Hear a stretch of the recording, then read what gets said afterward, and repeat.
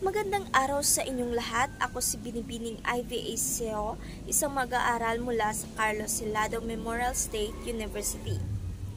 Mayroon akong ibabahaging talumpati na kung saan mapupulutan ninyo ng aral.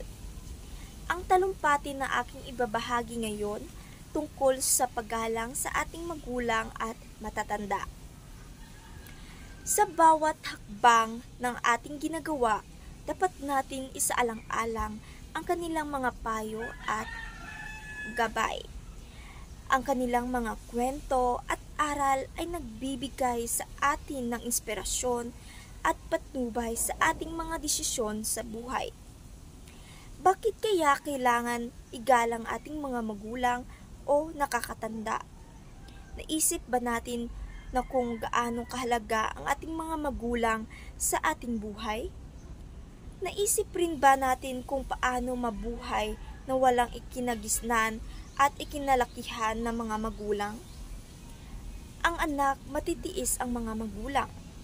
Ngunit ang mga magulang ay hindi matitiis ang kanilang mga anak. Bigyan ng halaga ang bawat butil ng aral na sasabihin ng mga matatanda at magulang natin, sapagkat ito ang gabay na kailangan ay hindi mababayaran. Kaya sa pamagitan ng paggalang sa ating mga matatanda, ipinapakita natin ang ating pagiging responsableng membro sa lipunan. Hindi lang ito isang simpleng gawi. Ito ay isang bahagi ng pagpakilanlan ng isang Pilipino. Kaya palaging pagkatatandaan na ang paggalang ay hindi lamang tungkulin.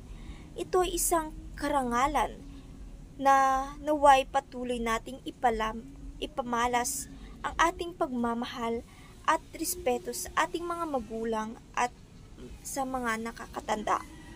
Maraming salamat po at magandang araw sa inyong lahat.